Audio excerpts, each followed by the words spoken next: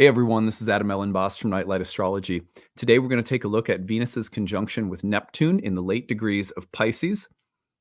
We're going to take a look at this from the standpoint of the major archetypal themes and significations that you may notice, but more specifically, we're going to look at 5 unique healing thoughts or ideas that Venus-Neptune's conjunction may present us with, or that we might meditate on right now. So kind of a way of getting into this archetypal combination that I think is really useful. From time to time, it's always good to look at the planetary combinations and just get a feel for what the general blending of archetypes looks like in a conjunction like this. And then it's also good to sort of think about how our thoughts and ideas and how our worldview or our experiences are reflected by an archetypal combination, or how they might be changed by an archetypal combination, because ideas and thought forms are themselves archetypal. And so one of the great things about transits is that they can reflect the ways in which we think and the different options that we have in how we think about things, which sometimes we forget. Oh, I have options in terms of the outlooks that I have and the ways that I think about life. So anyway, I think this will be fun. So that's what we're going to do for today. Before we get into it, as always, don't forget to like and subscribe. Share your comments and reflections, especially if you were born with Venus-Neptune in a conjunction or some kind of aspect in your chart. You are a card-carrying member of the Venus-Neptune Society, so tell us what you think about it. You can find transcripts of any of my daily talks on the website, which is nightlightastrology.com. Now, I am in the midst of promoting a couple of things right now. So our promotions for the day are going to be go over to nightlightastrology.com and show you our live events page. This month, the live talk of the month is Uranus in Love. So you can click on that talk to register. It is April 18th. It's $20. We're going to be talking about Uranus and the significations of Uranus in love, sex, and relationships. That's happening right before Jupiter and Uranus conjoin in Venus's sign. So it's a good time to talk about the significations of Uranus, whether in natal chart or by transit, when it shows up in relation to love, sex, sexuality, intimacy. What does Uranus have to teach us? How do we work with that planet when it comes to our most intimate and personal relationships? You can also pick up copies of Neptune in Love or Pluto in Love, which I did in February and March. And then the other thing to point you to is enrollment is now open for our first-year course, Ancient Astrology for the Modern Mystic, which begins on June 16th. And you can read more about the course and everything it includes on the page at the bottom. You'll find registration options, including early bird payment and tuition plans, and then need-based tuition assistance. If you're someone who needs a little help to make it possible to take the course, please feel free to apply for need-based tuition. We're taking applications for that now, and enrollment's wide open. So we hope to see some of you there. The other thing that I am currently promoting is Ashley's Herbal Apprenticeship Program, which begins at the end of this month of April. You can learn more about that program at skyhouseherbs.com. I will take you over there right now briefly. You can go to skyhouseherbs.com and click on the courses page, and you'll find the Herbal Foundations Apprenticeship. This is a 1-year course in plant spirit medicine and herbalism. You'll find at the bottom that there are payment plans, early bird pricing, and need-based tuition, as we have for all of our programs, also available for the Herbal Apprenticeship course. At the end of today's program, afterward, if you stick around, there's an interview I've been tagging on to the end of all of my videos for some weeks now. And that video is an interview with Ashley about her program. You can also learn more about her and her work at her YouTube channel, Skyhouse Herbs. Okay, so let us take a look now at the Venus-Neptune conjunction.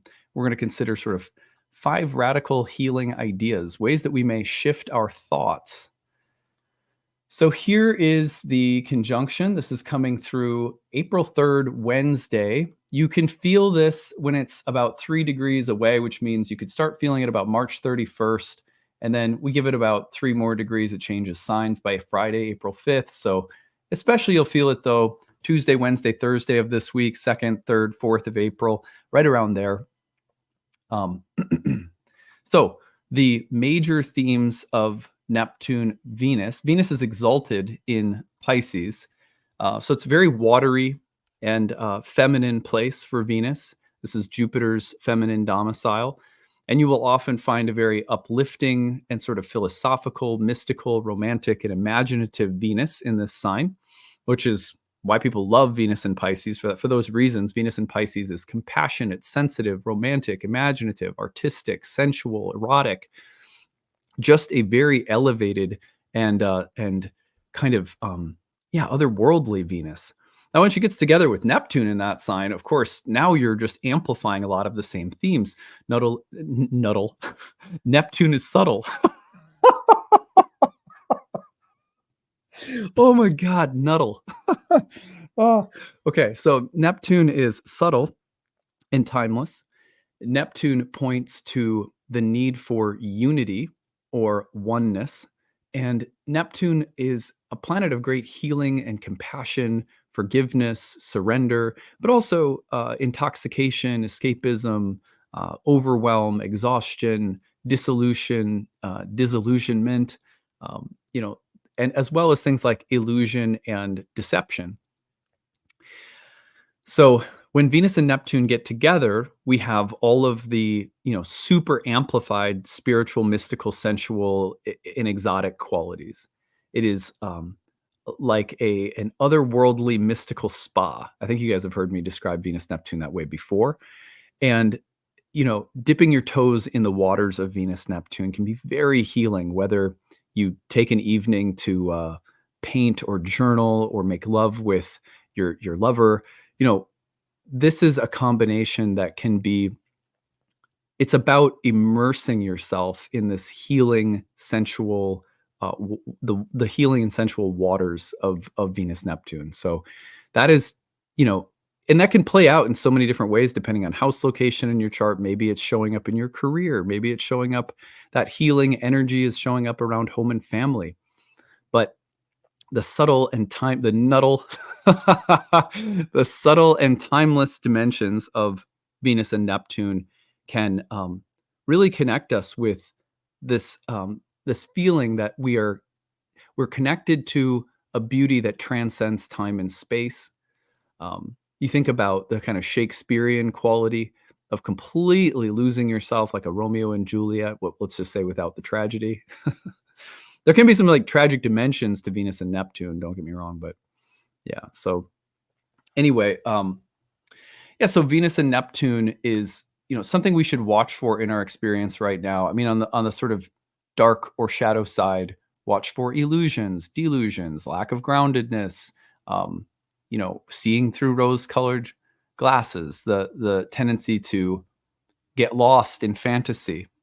We made the distinction between imagination and fantasy, that imagination is fantasy that does not live in an ivory tower, that has to live itself out in the world, that has to participate in the world, and has to, at times, move from this kind of reflective state of idealization into living states where the imagined becomes lived, and you can't constantly be in a dissociated romantic state of reflection.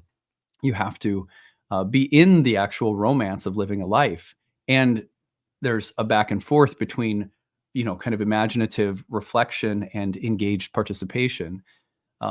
So that's Venus Neptune. Venus Neptune amplifies that dynamic and the tendency to split within that dynamic.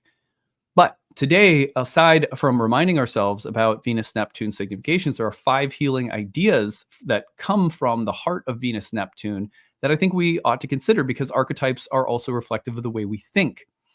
And Venus Neptune will bring up some very specific themes and ways in which we tend to think about those themes. So that's what I want to explore next. All right. So 5 healing ideas, or 5 ways in which we might think about or with or through the Venus-Neptune dynamic that could be healing for us. And number 1 on that list is that you don't have to be healed or whole to be loved. Venus-Neptune moves into love with a degree of surrender, compassion, forgiveness, faith, especially in the sign of Pisces, a Jupiter-ruled sign, that can be really refreshing. Now, I don't mean to pick on any, ideas are just ideas. They almost always have times and places in which they're appropriate, and circumstances in which they may not be appropriate. We tend to be so black and white about the ideas we embrace because they help us through a period of time in our life. They're necessary. They are the idea of the moment, and yet we end up making them into dogmas. They become inflexible and rigid. So one of the ideas that we carry around is that the more whole and complete I am, the more individualized I am spiritually, the more lovable that I am.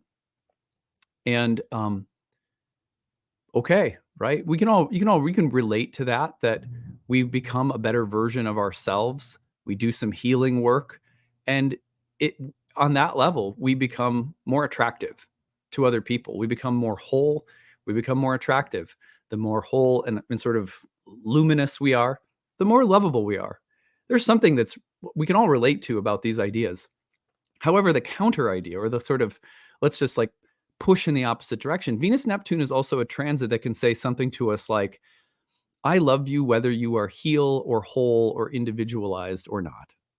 And we're meant to be loved along the way, at every step of the way, for who we are and where we are spiritually, psychologically, regardless of what we've realized or where we've arrived. And that is such a relief and such a release that we don't need to keep pushing ourselves to think, well, I'm going to be left or I'm not lovable until I've reached some state of having been healed. No. There's something like Kuan Yin, Bodhisattva, Christ-like about this transit that says, you are meant to be loved regardless of how healed you are. And in fact, being loved is a part of how we heal, because there's a grace and a mercy and a compassion and a sense of seeing the best in us that being loved provides us with, that itself is healing. There's this myth that we have to do all the healing work on our own within ourselves. It's just me and my healing work. I have to be the source of my own self-love. And yeah, all of that is true. All of those ideas sort of serve a purpose, right? You can identify those ideas in your own life. Like, there's been times when I've needed those ideas. Or the opposite idea is that that being loved is actually an incredibly important part of how we heal. It's not that we heal ourselves and then we're able to be loved. Number 2, you don't have to be perfectly boundaried to be loved. Venus-Neptune works in the dissolution of boundaries.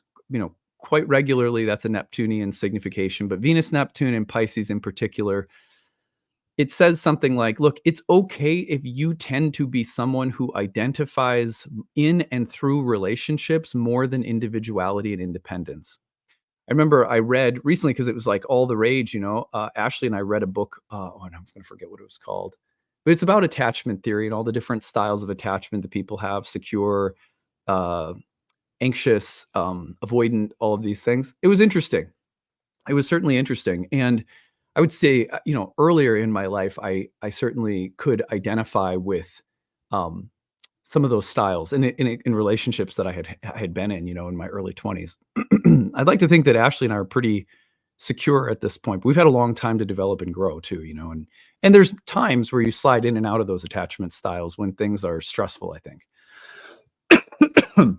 But one of the myths that exists out there that Venus-Neptune just loves to defy is the myth that you, in order to be mature in love and relationships, you ought to be quite independent and individual.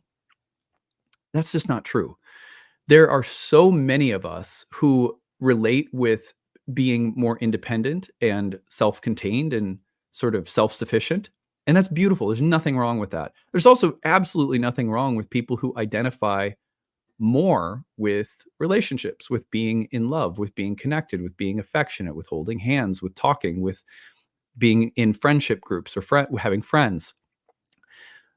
Pair bonding is an absolutely normal state of existence and experience. The universe is a relational matrix of being that is just, peopled with beings. So there's this myth out there that you can't be loved or you can't be in loved until you've really cultivated this strong sense that I don't need anyone. I don't need anything. I'm not a relational being. I'm an independent being. Venus-Neptune says, no, that's not true. There are some people are just going to naturally gravitate toward relationships. Could be pets, people, kids, friends, lovers, and you do not have to cultivate or develop some hyper strong sense of individuality to be worthy of or to be in healthy relationships. Some people are just more relational than others. And of course, all the ideas about developing a strong sense of individuality have their place as well, especially when things become problematic because we're codependent or our attachment becomes problematic. We can't stand on our own and it's debilitating in some way. Okay, then the ideas have a place. But you see, when they get so dogmatic, we forget that the other idea has a truth. And most ideas exist in dualities that ancient astrologers thought of as themselves archetypal. So ideas, one idea, another idea, they exist in archetypal dyads. Number 3, you don't have to be good on your own to be loved. There's this thing I remember, in my 20s, there's just a lot of rhetoric around people my age in their 20s at the time who were like, I'm just working on being okay being alone. It's sort of similar to what we're saying in some of the other ideas we've presented so far, but it's this notion that until you've learned to live on your own for like maybe half a decade, and you've lived on your own, you've dated but not committed, you've not lived with anyone, you're sort of living your own life. At that point, then you'll be qualified. So all these ideas are similar. Do you see what I mean?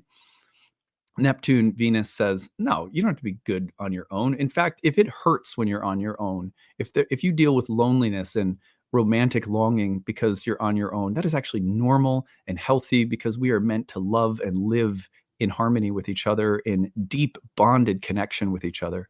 So Venus-Neptune, this is Venus-Neptune's like slogan. Are there shadows with Venus-Neptune that have to do with attachment or connection or lack of boundaries or lack of personal healing, seeking salvation in other people? And yeah, of course there are.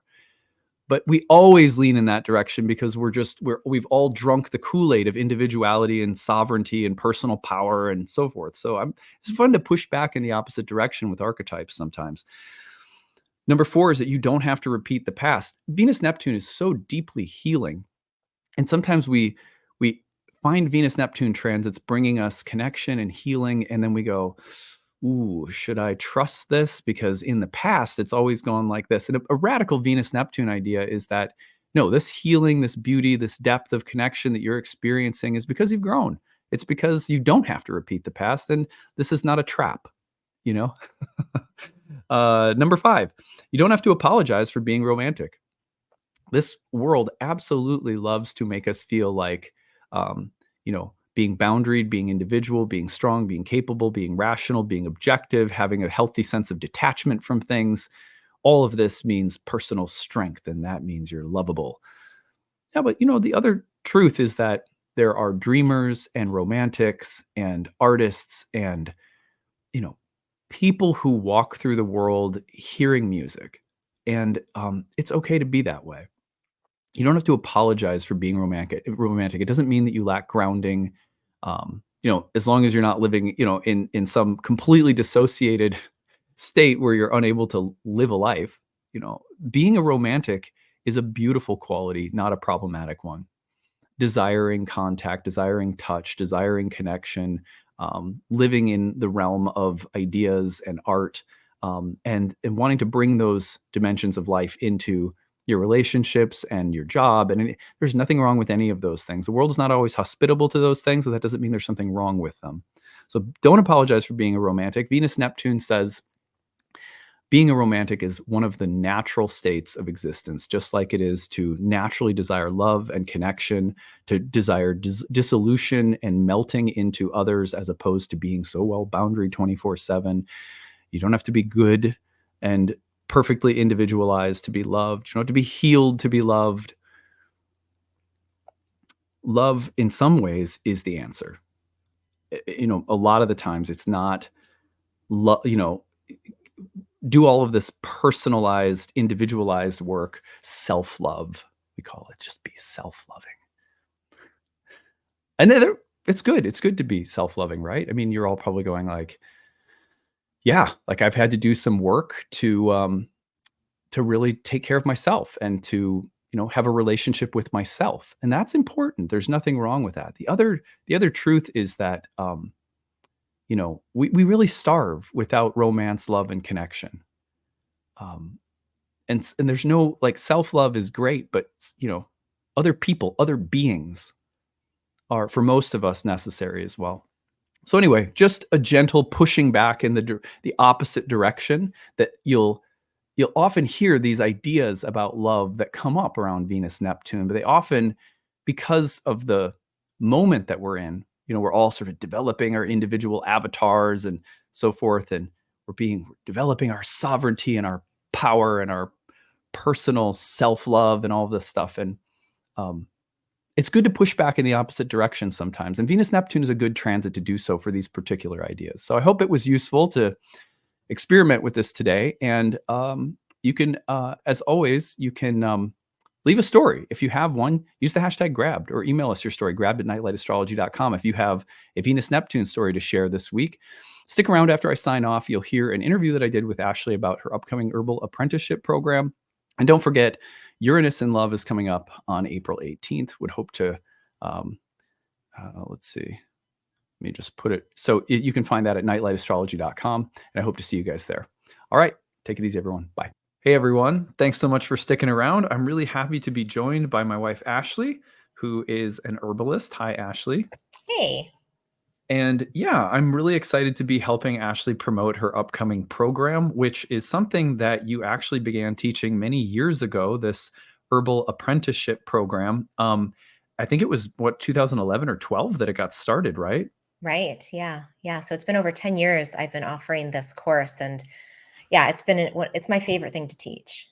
Yeah. And just to be clear, because some people on my channel, most people know you because you pop on here or there. We talk about herbs and astrology. There's an attraction in our marriage and an attraction in the subject matter that is old. Like, we've been together for 14 years in our relationship going on, and we've always had a fascination with each other's areas of expertise, and we've done lots of things to marry them together over the years, in addition to literally getting married. And and actually, herbalists and astrologers have married the subjects of herbs and planets together for thousands of years as well. Now, your program is focused on herbalism. It's not an astrology course, but there is certainly a lot of overlap in terms of the energetics and the spiritual approach to herbalism that you take. And so I was hoping that we could start off just by telling people a little bit about the program. You're coming to this after taking a little bit of time on maternity leave. Our kids were not yet in school. Now they are. You're coming back to work. This is really exciting. The new program launches at the end of April. I'm going to put it up on the screen so people can see it. You can find it at skyhouseherbs.com. Enrollment is open now. The course begins. You go under Courses, Herbal Foundations Apprenticeship at the end of April. Tell us about it. Well, this course, I guess my goal in redesigning the apprenticeship course that I've been teaching for 10 years is to make it even more personal and to allow people to study the material, digest it at their own pace. So what it's going to be is a combination of kind of three main parts. The first one is the recorded material. So there's going to be modules that will be released, and people can listen to them as they have time. The second part are live classes, where we will meet live on Zoom and talk about the module, I'll answer questions, I'll give even more information about it. And then the third part is the sacred plant pairings. And so I've always taught the herbal portion, like the plant diets, one at a time, but this year I'm going to do it in pairs, because I think you can learn a lot by comparing and contrasting herbs. So for every module, you'll have 2 herbs to study, and you'll get a little cheat sheet about them before you start the module. And then you'll have an opportunity to work with those 2 plants and blend them and keep them separate and just really work with them closely. Because my goal is that I want people to be able to find information that they can really use in their own lives, maybe with clients, whether they have a professional herbal practice or maybe they're a therapist in a different field, that they'll know these plants so that they can work with them really comfortably. I love the different modules that you have just so we can preview them for people. Module 1 is Vitalism and the Heart of Herbalism. Module 2, Building Your Home Apothecary. They're so diverse. I love Module 3 is my favorite, Plant Spirit Medicine. Energetics and chemistry. You have such a holistic approach. It's what I've always loved about your teaching. You'll teach about the doctrine of signatures. You'll talk to people about how to communicate with plants, how to think of them as teachers that are living beings that have personalities that aren't just, phytochemistry or whatever. But you will also teach phytochemistry. Mhm. And I think that you have this really well-rounded way of helping people be intelligent about the plants, about the body, about the systems of the body, but also not afraid to use energetic systems, not afraid to take something from the kinds of energetics that ancient mystics were working with, whether that's the elements or whether that's, some of the overlay with things like Ayurveda, Yeah. Chinese medicine. You just you take what's useful on a symbolic and energetic plane and on a personal connection level with the plants, and you marry it to really smart scientific research. I think that that's rare. You don't see that a lot. Well, thank you for saying that. Yeah, to me, it's all language. They're just different languages that we talk about the same thing. And I think the more diverse our languages as herbalists, the more we can reach more people. And that's kind of my goal. Like, I want everyone to be able to identify plants, use plants. So we need to diversify the languages we speak so we can talk with our physicians, so we can talk with a therapist, we can talk with a mystic, right? We can talk with children, and we have a language that everyone can use. You talk in the program in your modules. You have stuff on digestive and gut health. You have stuff on detoxification, colds and flus, and dealing with virus seasons. You talk about tissue states, and you're talking about how to give things to your kids for helping them maybe at times even relax before bed at night. We use a lot of different things with our kids. I love this that you have called this a I'm going to find the phrase where you use, and I'm going to mess it up. A community herbalist. What is a community herbalist so that people can understand that definition? Because sometimes people might look at a course like this and think, gosh, unless I go to an accredited university for 8 years and learn all about chemistry, I have no right or business suggesting herbs to people or using herbs. That's just not true. And that's not the history of how folk herbal medicine has been used or taught. So what do you mean when you say community herbalist? I think you said it perfectly. This is the people's medicine, and our grandmothers and great grandparents used plants as medicine. There's nothing actually that hard about the practice of herbal medicine. It's just getting to know the plants and getting to know the times when they're most useful.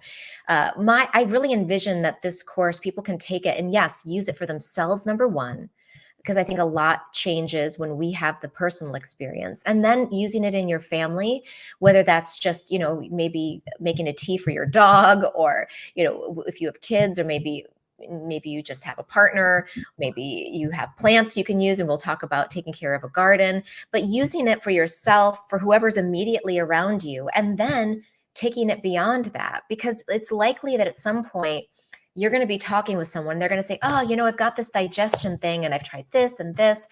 And they might say, hey, you're studying herbs. Is there anything that you would recommend? And you know what? You'll probably have a few ideas.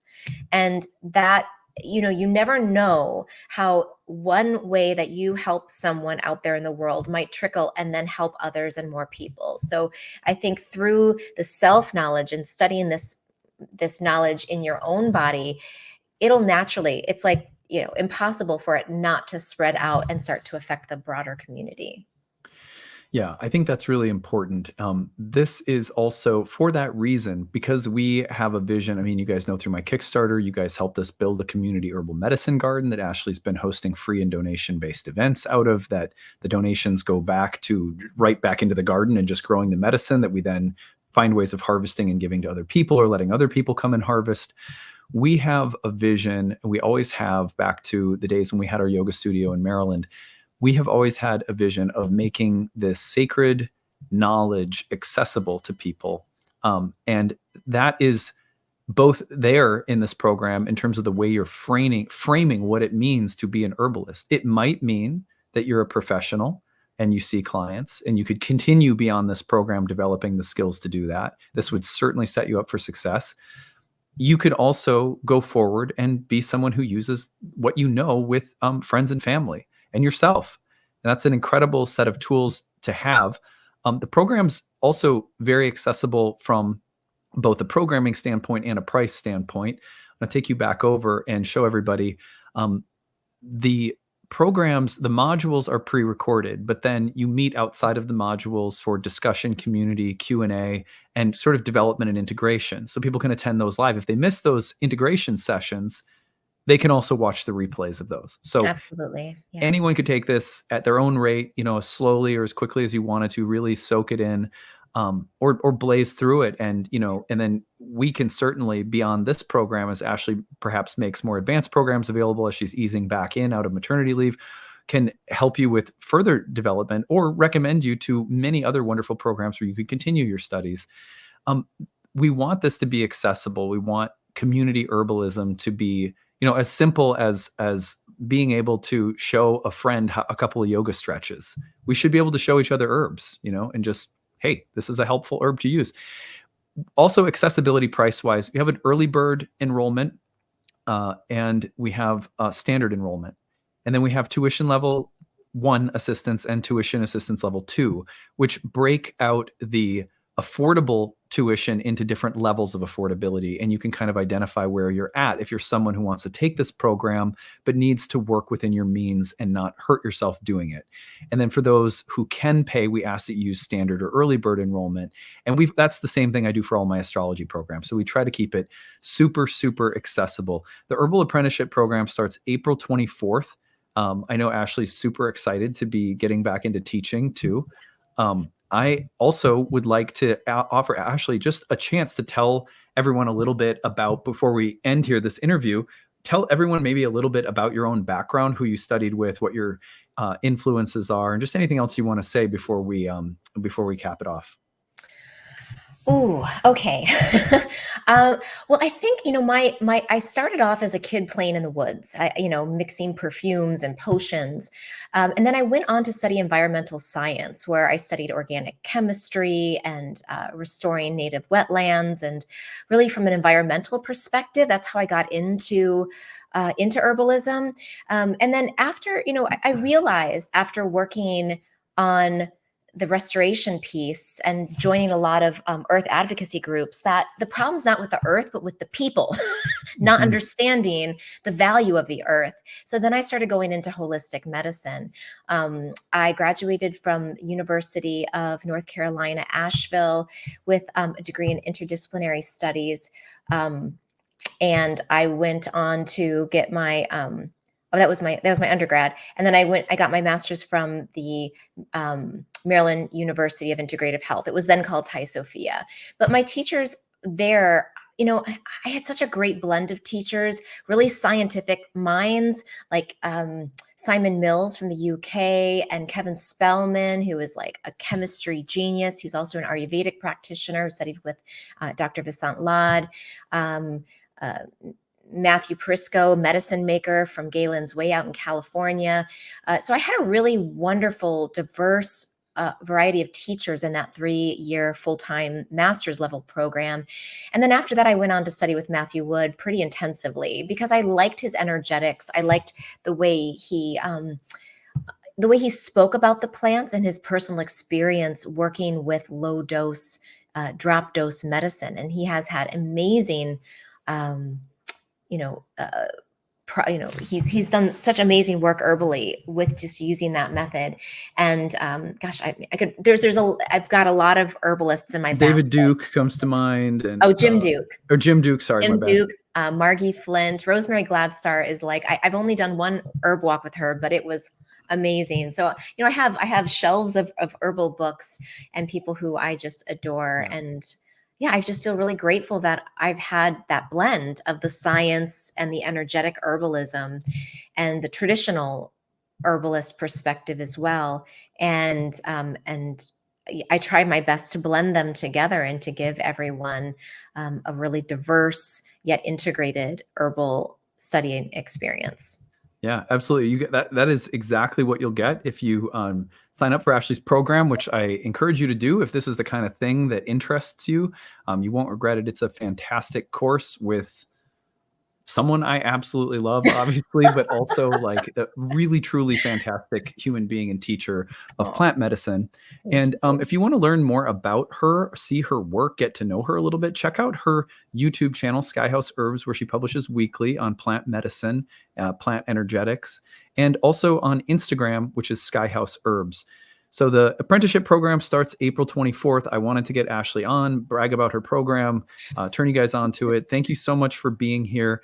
And yeah, I'm sure that we're going to see some people from the Nightlight astrology world getting introduced to you and all of your magic. I would love that. Thank you. All right, take it easy, everyone. Bye.